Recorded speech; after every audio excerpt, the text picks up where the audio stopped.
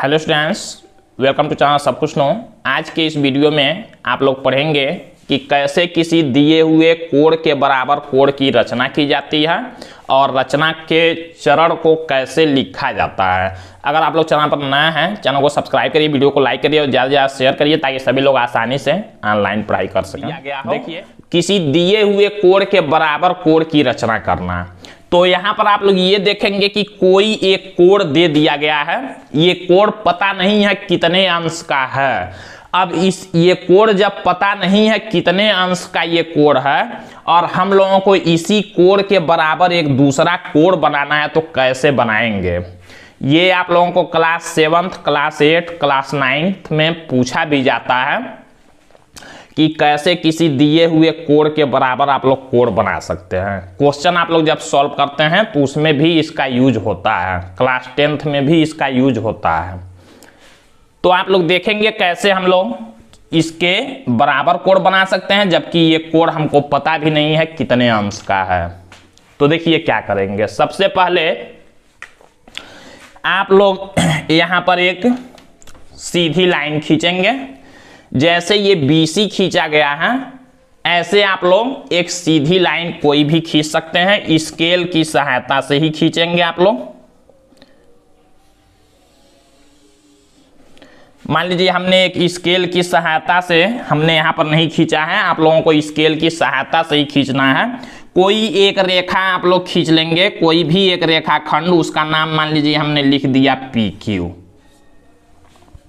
कोई जरूरी नहीं है कि इसके बराबर ही खींचेंगे, ये छोटा बड़ा जितना बड़ा चाहेंगे आप लोग खींच सकते हैं। इसको नाप के नहीं खींचना है, ऐसे एक सीधा रेखा खींच देना। अब देखिए, अब सबसे जरूरी चीज है कि अब आप लोगों को कैसे क्या करना है कि इस कोड के बराबर यहां पर कोड बन जाए। कोड आप लोग जानते ही हैं, जब दो रेखाखंड किसी बिंदु पर आकर मिलते हैं तो दोनों रेखाखंडों के बीच का जो झुकाव होता है वही कोण कहलाता है। तो देखिए हम लोग क्या करेंगे, अब प्रकार की सहायता से, एक बात याद रखना आप लोगों को, प्रकार लेना है और देखिए क्या करना है। इस B पर प्रकार को रख देंगे, प्रकार और पेंसिल लगा होगा उसमें, इस B पर प्रकार को रखेंगे और ऐसे एक चाप लगा लेंगे जो कोण ये दिया गया है। कोई भी दूरी लेना है और ऐसे आप लोग एक चाप लगा देंगे, इसको चाप कहते हैं। जब प्रकार लेके आप लोग ऐसे लगाएंगे तो इसको क्या कहते हैं? चाप कहते हैं। ये कोई भी दूरी लेके आप लोग एक चाप लगाएंगे और ये चाप देखिए इन दोनों रेखाखंडों को, ये BC रेखाखंड है और ये BA रेखाखंड है, दोनों को देखिए दो जगह पर काट रहा है, तो दोनों का कुछ नाम लिख लेंगे। मान लीजिए हमने लिखा है S और T, जहां जहां कटता है उसका नाम लिख देते हैं। हमने क्या किया, B पर प्रकार को रख के कोई भी दूरी लेके एक चाप लगाया जो BC वाले रेखाखंड को S पर और BA वाले रेखाखंड को T पर काटता है। इतना आप लोग कर लेंगे। अब देखिए सबसे जरूरी चीज ये है, अब जितना दूरी लेकर हमने ये एक चाप लगाया था, प्रकार में जितना हमने दूरी लेके ये चाप लगाया था उतना ही दूरी प्रकार में लेके और इस P वाले बिंदु पर यहां पर रखेंगे प्रकार को और ऐसे चाप लगा देंगे। ऐसे जितना बड़ा चाहेंगे ऐसे लगा सकते हैं। आया बात आप लोगों को समझ में? जितना दूरी हमने ये लेके ऐसे चाप लगाया था प्रकार से, वही वाला दूरी लेके इस P के वाले बिंदु पर रखेंगे और ऐसे एक चाप लगा देंगे। जितना बड़ा चाहेंगे ये चाप लगा सकते हैं। अब देखिए ये चाप मान लीजिए इस रेखाखंड को जहां काट रहा है, इसका भी कुछ नाम आप लोग लिख लीजिए। मान लीजिए हमने लिख दिया इसका नाम E। अब क्या करना है, अब फिर से ये जितना चाप है ये वाला चाप नाप लेंगे, ये दूरी नाप लेंगे आप लोग प्रकार से। यहां पर प्रकार को रखेंगे इस S वाले पर और इस T तक का दूरी नाप लेंगे, ऐसे प्रकार से नाप लेंगे दूरी। अब जब ये दूरी नाप लेंगे आप लोग प्रकार से, तो वही वाला लाके दूरी इस E पर रख के ऐसे काट देंगे इस वाले चाप को।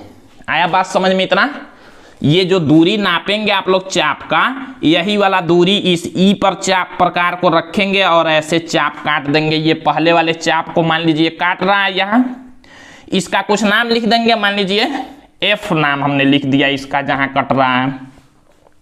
अब इसी F वाले को मतलब जहां कटता है उसके बीच से मिला के इस P से मिलाते हुए आगे बढ़ा देंगे। ऐसे देखिए स्केल के ही सहायता से ये मिलाएंगे, ऐसे सीधा स्केल की सहायता से आप लोग आगे तक मिलाएंगे। हमारा देखिए ये टेढ़ा हुआ है तो आप लोग सही से मिलाएंगे तो इस कोण के बराबर ये कोण बन जाएगा। ये जबकि हमको ये कोण पता भी नहीं था।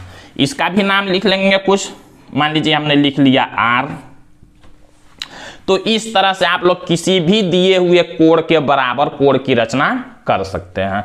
अब देखिए हल में लिखते क्या हैं, जब भी हम लोग रचना करते हैं तो कुछ चीजें लिखनी होती हैं। यहाँ सबसे पहले लिखते हैं हेडिंग, यहाँ लिखते हैं ज्ञात है। 3 हेडिंग लिखना जरूरी होता है। दूसरे नंबर पर हम लोग लिखते हैं रचना करनी है। अभी ये आप लोग समझेंगे कि क्या चीज है।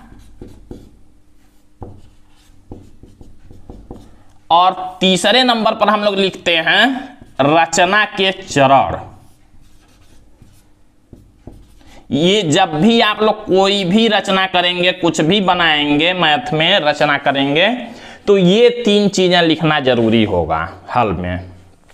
अब देखिए ज्ञात है में क्या लिखते हैं, जो क्वेश्चन में दिया होगा, पहले से जो चीज दिया होगा उसी को लिखते हैं ज्ञात है। जैसे देखिए किसी दिए हुए कोण के बराबर, मतलब एक कोण पहले से ये दे दिया गया था, हमको उसके बराबर कोण बनाना था, तो जो कोण दे दिया गया था वही हम लोग लिखेंगे।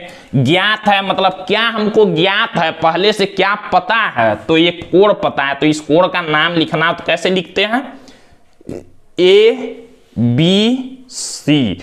जिस कोण का नाम लिखना होता है वो बीच में आना चाहिए। इधर से भी लिख सकते हैं CBA, इस कोण का नाम CBA या ABC, दोनों में से कोई लिख सकते हैं। तो हम लोग लिखेंगे ज्ञात है क्या, कोण ABC, इसको कहा जाता है कोण। अब रचना करनी है, रचना करनी है मतलब हमको क्या बनाना है, तो हमको दिए हुए कोण के बराबर कोण बनाना है, यही रचना करना हमको।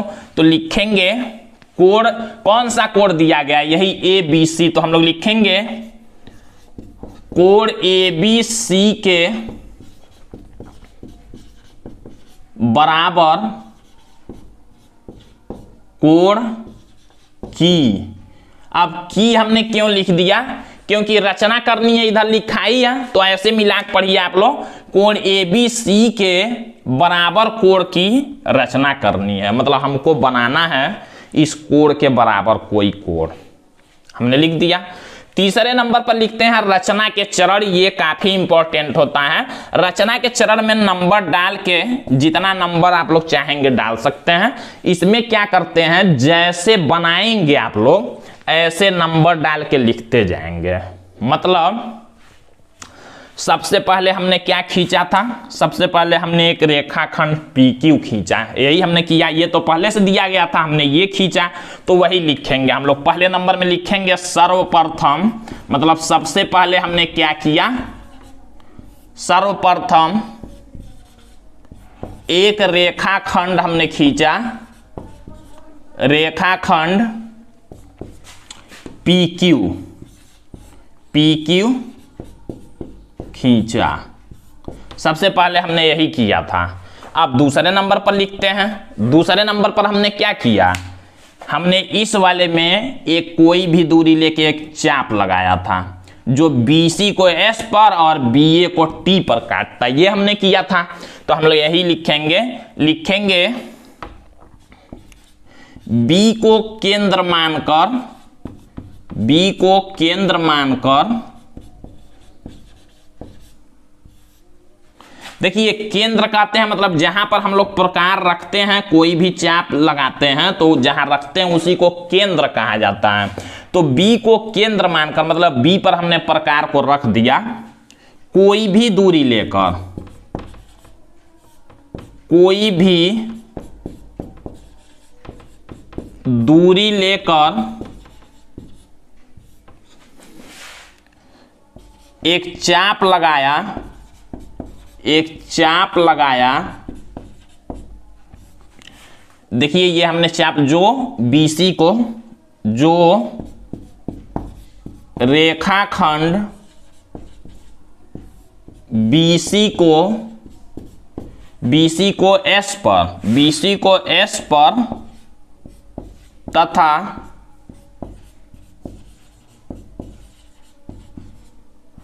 रेखाखंड BA को T पर काटता है।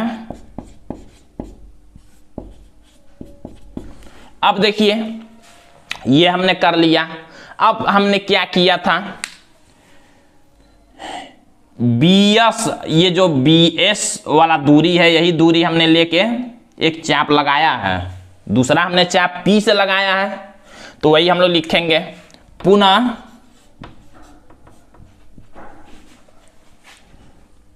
BS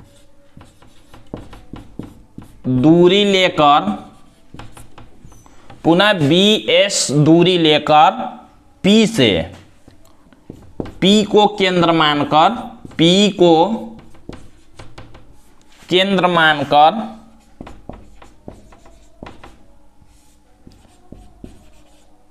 एक चाप लगाया जो PQ को E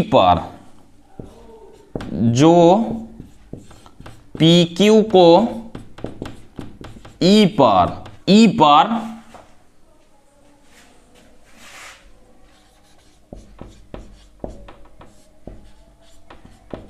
काटता है। अब देखिए E पर काटता है। अब हमने क्या किया था, ST दूरी लिया था, हमने ST दूरी लेके E से एक चाप लगाया।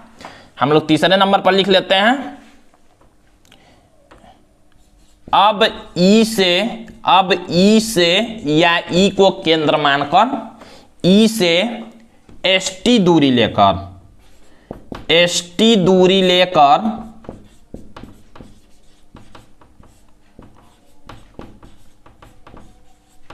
एक दूसरा चाप लगाया